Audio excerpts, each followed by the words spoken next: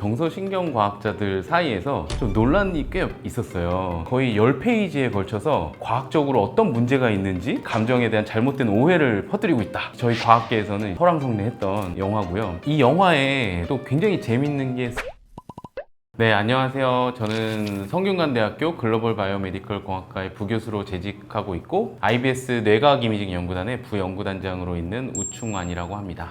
영화 굉장히 재밌게 봤고요. 첫 번째 인사이드 아웃이 나왔을 때 저희 정서신경과학자들 사이에서 좀 논란이 꽤 있었어요. 이 1편에서는 이제 폴 에크만이라고 하는 정서과학의 대가신데요. 이분이랑 데컬 켈트너라고 하는 UC 버클리에 계신 두 교수님이 컨설턴트로 이제 1편을 참가를 하셨고, 이제 2편에서는 데컬 켈트너가 추가적으로 임상심리학자 리사 나모라는 청소년 심리학 하시는 분인데, 이분이 이제 참가를 하셨다고 해요. 이분들이 이제 그 과학적으로 이제 조언을 하니까 상당히 과학적으로 정밀성을 가지고 가려고 이제 노력을 한 건데, 그럼에도 불구하고 제가 이제 수업에서 다루는 책 중에 하나인데 The Neuroscience of Emotion이라고 하는, 이것도 되게 굉장히 유명하신 래프 에이도프스라고 하는 분이랑 칼텍의 데이빗 앤더슨이라고 하는 굉장히 유명한 신경과학자 두 분이 쓰신 책인데, 이 책 1장에 거의 10페이지에 걸쳐서 이 인사이드 아웃이 과학적으로 어떤 문제가 있는지 뭐 이런 거에 대해서 논의를 해요. 리사 바렉 같은 분은 이제 이 인사이드 아웃이 굉장히 잘못된 감정에 대한 잘못된 오해를 퍼뜨리고 있다. 약간 논란이 있을 정도로 사실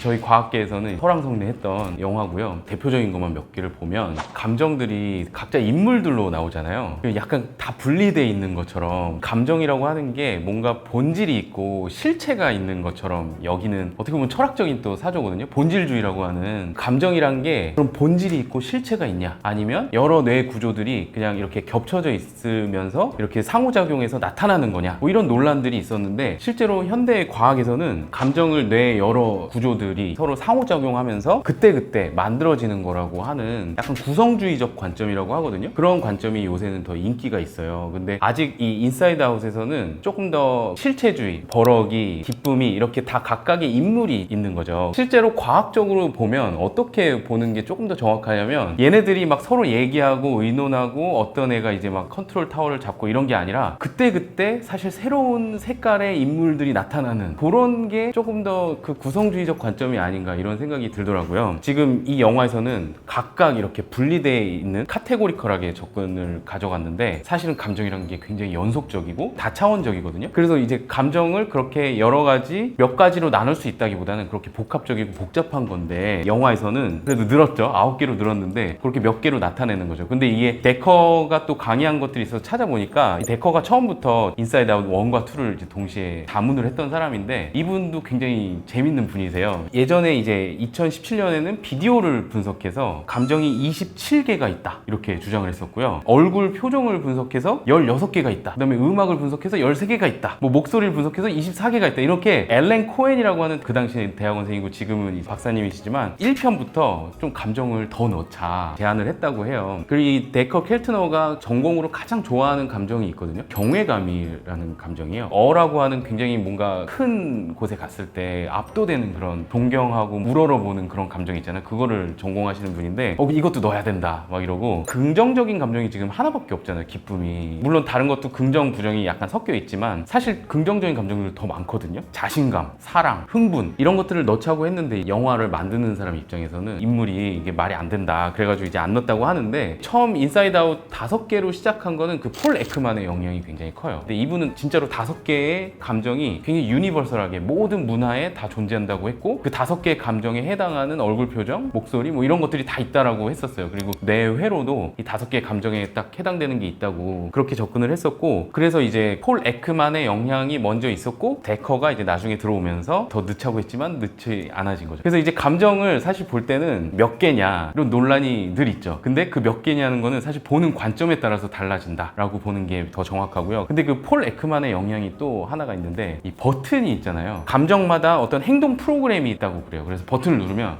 어떤 행동이 쭉 나오는 거죠. 근데 그것도 약간 오해의 소지가 있다라고 과학자들은 얘기를 하고 있어요. 왜냐면 그 그림에서는 감정이 늘 원인이고 행동이 결과죠. 일방향이거든요. 근데 사실은 그렇지 않아요. 행동이 감정을 일으키기도 하고, 감정은 어떻게 보면 나중에 저희가 이름을 붙이는 걸 수도 있거든요. 그래서 이제 만약에 우리가 이런 기본 감정, 베이직 이모션 시오리를 그 입장에서 보면 감정 탓을 할 수 있게 되겠죠. 버러기 때문이야, 불안이 때문이야, 감정 탓을 할 수 있는데 사실은 그게 아니고, 지금 현대 정서 과학의 가장 지금 최신 지견은 뭐냐면, 감정은 내가 그때그때 만드는 거다. 그래서 훨씬 더 많이 변화될 수 있는 어떤 거라는 구성주의적 관점이 있고요. 그래서 굉장히 중요한 건, 감정이란 거는 지금 나의 내부의 상태와 외부의 어떤 자극들이 조합돼서 그때그때 만들어진다는 거. 영화에도 되게 잘 나와 있는데, 과거의 경험들, 기억, 신념에 의해서 이게 모든 게 결합이 돼서 그때그때 만들어지는 구성과 생성의 관점, 이게 사실 굉장히 중요한 관점이고요. 그래서 늘 생성되는 거다. 이 불안이 저도 너무 감명을 받았어요. 이거 영화적 표현, 예술적 상상력이 엄청 대단하다고 생각이 들었고요. 저도 불안에 대해서 사실 생각을 많이 하면서 지내는데, 왜냐면 석사 때 임상심리학을 전공을 했어요. 그때 불안을 연구를 했었고요. 그 다음에 지금 저희 집에 사춘기 아들 둘이 있는데, 둘 다 잘 못할까봐 불안해하고 이런 모습들을 보면서, 불안이 참 굉장히 중요한 감정이고, 저도 어렸을 때 많이 불안했던 사람이고, 최근에 이제 인공지능을 관심 있게 연구를 하면서 이 불안이, 여기 보면 그 미래에 대해서 시뮬레이션을 돌리잖아요. 멘탈 시뮬레이션으로, 그러니까 정신적인 어떤 미래에 대한 상상을 하면서 미래 상황을 미리 그려보는 거, 이걸로 불안의 어떤 적응적인 기능을 그렸거든요, 이 영화에서.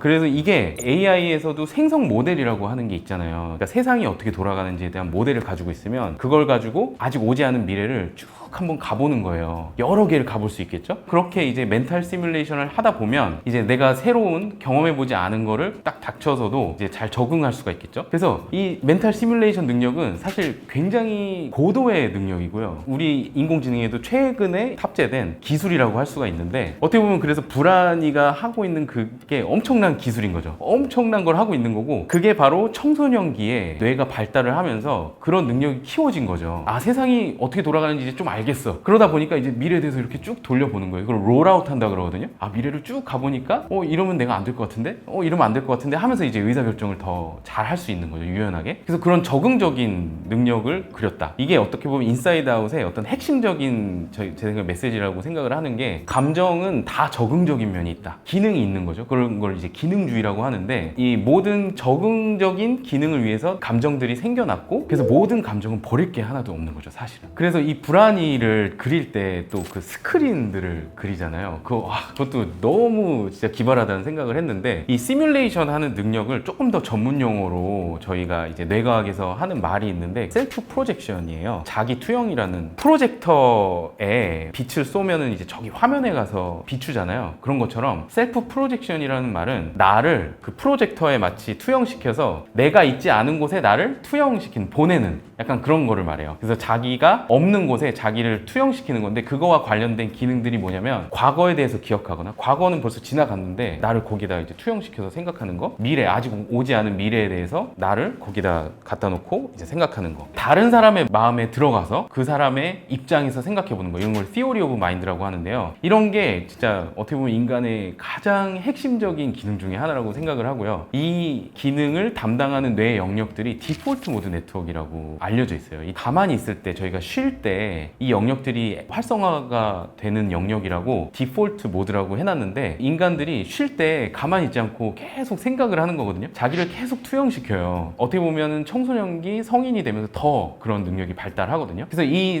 디폴트 모드 네트워크가 하는 자기 투영 기술은 정말 중요한 기술이고, 그게 어떻게 보면 이 불안이가 하고 있는, 자기를 투영시키잖아요. 화면에 자기가 나와서 미래를 이렇게 그려보잖아요. 그런 장면이 이거는 너무나 잘 그린 장면이다 라는 생각이 들었고요. 그 불안이라고 하는 거는 어떻게 보면 이 메타 인지적인 요소가 굉장히 강한 건데, 또 영화에서 굉장히 잘 그린 것 중에 하나가, 불안이 메타적으로 보는 게 나의 생각, 나의 마음, 이런 게 있을 수 있고요. 내 몸이 있을 수 있어요. 지금 연구를 하면서 이 내부에 대한 굉장히 큰 관심을 갖고 연구를 하고 있거든요. 내가 뭔지, 그 다음에 외부가 있고 우린 내부가 있는데, 내부엔 두 가지 종류가 크게 있는 것 같아요. 하나는 나의 생각으로 이제 대변될 수 있는 뇌죠. 뇌의 어떤 활성화 패턴. 그러니까 뇌를 바라보는 다른 뇌. 이래서 그 뇌가 하는 생각들, 기억들, 이런 게 이제 나의 내부의 큰 한 가지 그 요소고요. 그 의미라고 저는 이제 보통 생각하고 기억 이런 것들이고, 다른 거는 몸이라고 생각해요. 그래서 몸과 의미, 이게 저는 내부의 두 가지 굉장히 중요한 구성 요소인데, 이 라일리가 굉장히 불안이가 어택처럼 와가지고 밖에 나가 있었을 때 엄청 불안해하면서 막 땀을 흘리고 막 난리가 나잖아요. 그게 이제 몸에 대해서 메타적인 요소가 엄청 심해지면 그런 현상이 일어나거든요. 공황 같은 게 그런 거죠. 우리가 심장 뛰는 건 별로 평소에 인식하지 않잖아요. 호흡하는 것도 별로 신경을 쓰지 않는데, 메타적으로 이 몸을 바라볼 때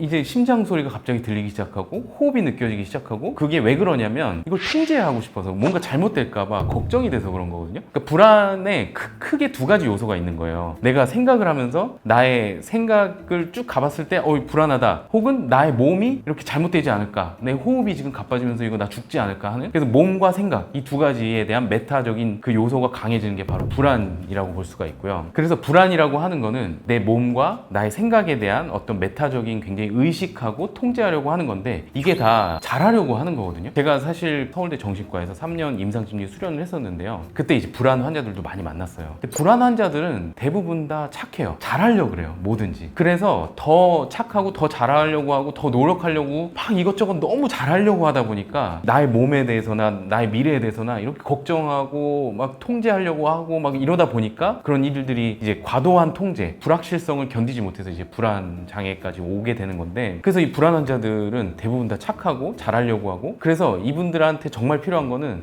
좀 못해도 괜찮아, 좀 실패해도 괜찮아, 조금 잘 대처하지 못해도 괜찮아, 통제하지 않아도 괜찮아, 이런 마음이 사실 굉장히 필요하거든요. 라일리가 회복한 순간이 저는 딱 그런 순간이었다고 생각을 해요. 그래서 처음엔 내가 정말 잘해야 된다, 잘하지 않으면 내가 이제 살아남을 수 없다, 뭐 열심히 하려고 하다 보니까 너무 부담이 되는 거죠. 과도하게 책임감이 들고, 그래서 이제 그런 공황처럼 불안이 오고 한 건데, 이 모든 거를 내려놓고 나니까 마지막 순간에 나가서 있던 곳에서 안정이 된 다음에 벤치의 감각을 느끼고 햇살이 오는 그거를 느끼는 딱 그런 순간이 있었잖아요. 그 순간이 사실은 불안이 이렇게 없어지는 거를 묘사한 건데, 그것도 너무 잘한 묘사 같아요. 통제를 가하려고 하다가 그거를 딱 내려놓고 이 세상이 이제 보이기 시작하는 거죠. 그때 하는 게 바로 골고루 주의를 분산시키는 거, 그 다음에 이 세상에 나에게 들어오는 모든 이 감각에 판단하지 않고 그걸 있는 그대로 받아들이는 거, 그 라일리가 했던 그 딱 그 모먼트거든요. 그게 바로 불안을 이기는 거죠. 그게 어떻게 가능하냐면, 제 생각엔 못해도 괜찮고 조금 실패해도 괜찮고 하는 마음이 들면 이제 세상이 보이기 시작하는 거죠. 이 영화에 또 굉장히 재밌는 게 센스 오브 셀프라고 하는 자아 감각, 기억, 의식, 이런 거를 너무 잘 다뤘어요. 너무 재밌었던 게, 기억이 이제 어떤 의식의 흐름에 물에서 기억들이 와서 그게 어떤 줄을 형성하고 그걸 쳤을 때 I'm a good person, 이런 약간 핵심 신념, 그거를 딱 보면 이제 저 같은 사람들은 이제 인지행동 치료가 딱 생각이 나거든요. CBT라고 하는 인지행동 치료적 이론에서 이제 core belief라고 하는 핵심 신념이라고 하는 게 딱 그런 것들이에요. 그걸 이제 다른 말로 하면 스키마라고도 하고요. 근데 지금 이 신경과학에서 그 스키마와 핵심 신념, 이런 게 굉장히 핫한 주제입니다. 그 2014년에 존 어키프랑 모서 부부가 이제 노벨상을, 노벨 생리의학상을 받았는데, 그게 바로 그 커그니티브 맵, 어떻게 인지적으로 이 세상에 대한 모델을 만드는지 플레이스 셀에 대해서 받았는데, 그 플레이스 셀의 그 기저로 가보면 인지 지도가 있어요. 그 인지 지도가 나에 대한 지도를 만든 게 바로 그 핵심 신념이에요. 나 자신이 어떻게 형성돼 있고 내가 어떻게 생각하고 어떻게 되어 가는지를 파악하는 게 바로 그 sense of self, 나에 대한 지도인 거죠. 그래서 I'm a good person, I'm not enough, 이런 이제 핵심 신념들이 이렇게 생겨나는데, 그래서 결국에는 나에 대한 지도를 만드는 건데, 그거를 이제 다른 사람의 마음에 대해서 만드는 걸 Theory of Mind라고, TOM이라고 보통 부르는데, 이건 어떻게 보면 Theory of Self를 만드는 거죠. 나에 대한 이론을 만드는 거고, 모든 어떤 지도 같은 거, 그걸 이제 저희 뭐 전문 용어로는 모델이라는 말로, 내적 모델이라는 말로도 하긴 하는데, 그런 모델이나 지도를 만들 때 중요한 건 디테일이 빠지잖아요. 디테일을 다 빼게 되죠. 실제 경험과 디테일을 빼고 지도로 만드는, 어떤 추상화된 지도나 모델로 만드는 과정에서 해석의 여지가 생기게 됩니다. 그래서 이제 라일리도 뭐 어떤 기억은 이제 없어지고, 어떤 나의 지도를 만드는 데 있어서 이제 선택의 여지가 생기고, 그렇게 되는 거죠. 그 해석과 그 어떤 선택의 과정을 우리가 어떻게 보면 그 과정에 영향을 받을 수 있는데, 그때 이제 부모님이든 친구든 선생님이든 이분들의 영향을 받아서 좋은 지도를 만드는 게 되게 중요하겠죠. 근데 이제 이 좋은 지도가 뭐냐라는 게 사실 어떻게 보면 이 영화의 핵심 메시지라고 저는 보는데, 왜냐면 이 라일리가 처음에서 끝까지 가면서 핵심 신념이 계속 바뀌거든요. 처음에 I'm a good person에서 I'm not good enough로 갔다가 이제 마지막에 통합을 하는데, 여기 딱 나오진 않았지만 제 생각엔 그게 I'm good enough라는 메시지인 것 같아요. 나는 충분히 좋아. 그 메시지로 마지막을 마무리한 것 같은데, 이 순간이 바로 다면적 자아가 출현하는 순간이거든요. 어떻게 보면 I'm a good person도 긍정적인 신념이 있지만 사실은 굉장히 부담스러운 신념이에요. 나는 잘해야 되고 좋은 사람이고, 그러다 보니까 이제 불안이 찾아왔고, 그러다 보니까 이제 나는 좋지 않아, 이렇게 극단적으로 갔다가 나는 좋을 수도 있고 나쁠 수도 있어. 근데 이 정도면 괜찮아. 이게 바로 I'm good enough인데, 그래서 이 I'm good enough의 메시지를 이 라일리가 갖기까지의 과정을 담은 게 영화의 핵심이라고 생각하고, I'm good enough라고 하는 신념을 형성하기 위해서는 제 생각엔 라일리처럼 실패도 할 수 있어야 되고, 자기의 신념과 배치되는 그런 경험도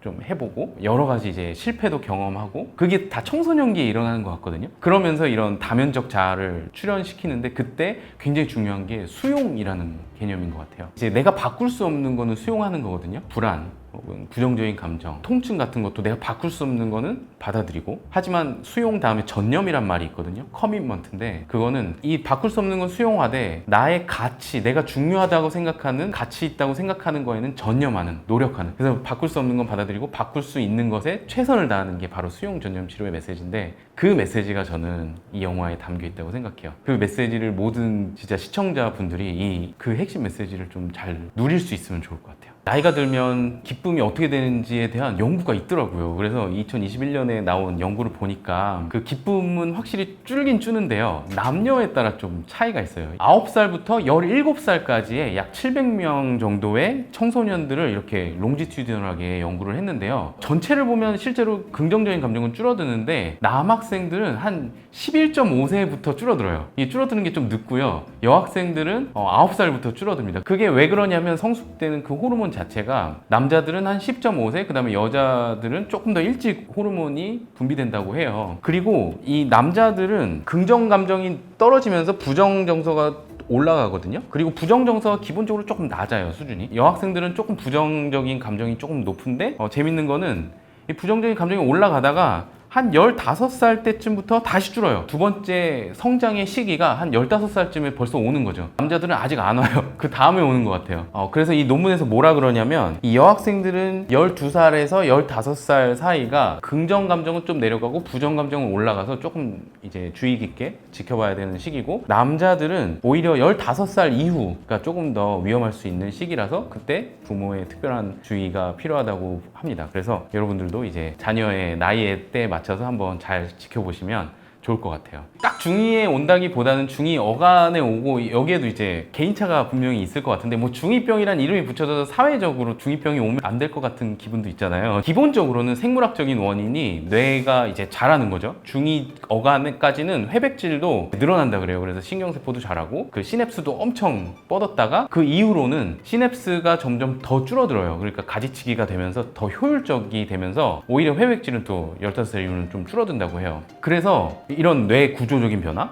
그 다음에 기능적으로도 감정과 관련된 영역들이 더 활성화되고, 그런 성과 관련된 호르몬, 2차 성징이 나타나고, 예전에는 이런 이제 중2병이나 사춘기를 뇌가 자라고 성호르몬이 자라면서 어른이 돼가는 어떤 바이 프로덕트, 그러니까 부산물처럼 여겼거든요. 그래서 약간 부작용 같은 거였는데, 새롭게 이제 등장하는 거는 뭐냐면, 또 중요한 호르몬 중에 옥시토신과 바소프레신 같은 소셜 본딩과 관련된, 그러니까 사회적인 관계와 관련된 이 호르몬들도 굉장히 중요하게 또 나타난다고 해요. 그래서 그 사람들이 이제 얘기하는 거는, 이게 오히려 이 중2병이 굉장히 적응적인 역할이 있을 수 있다. 왜냐면 정서적인 반응성이 늘어나고, 옥시토신이나 바소프레신, 그 다음에 성호르몬이 이렇게 분비되고, 이 모든 것들이 뭘 해주냐면 소셜 릴레이션십, 사회적 관계, 그 다음에 동료들과의 관계에 주의를 확 돌리게 만들거든요. 그래서 이제 중학생이 되면 친구가 더 중요해지죠, 부모보다. 그래서 부모님들 굉장히 섭섭하실 텐데, 어떻게 보면 이 친구들한테는 친구들이 더 중요해지는 게, 왜냐면 사회적인 관계는 엄청 복잡하잖아요. 이 복잡한 사회적인 관계에 이제 더 인게이지하고 탐색하고 더 배우기 위한 어떤 하나의 소셜 리오리엔테이션이다 라는 말을 해요. 사회적인 방향 전환. 그래서 이 이 중2병이 어떻게 보면 부정적으로 보면 아 이거 부산물이고 부작용이다 라고 볼 수 있겠지만 또 다른 관점에서는 아니다, 이게 굉장히 사회적인 적응을 위한 굉장히 적응적인 변화이고 그런 호르몬의 변화로 인해서 인간관계에 더 투자하고 더 탐색하고 더 배울 수 있는 기회가 이 친구들한테 왔다. 그래서 부모님들 이 빈둥지 증후군 굉장히 섭섭해하고 제 아내도 많이 섭섭해하는데 너무 섭섭해하지 마시고 이 아이들이 결국엔 돌아온다고 하더라고요. 또 지금은 어떻게 보면 친구들 사이에서 살아남고 더 인정받고 이런 것들을 하면서 이 미래를 더 준비하고 성공적인 어떻게 보면 사회생활을 준비하고 있는 아주 훌륭한 과정을 겪고 있다라고 말씀드리고 싶습니다.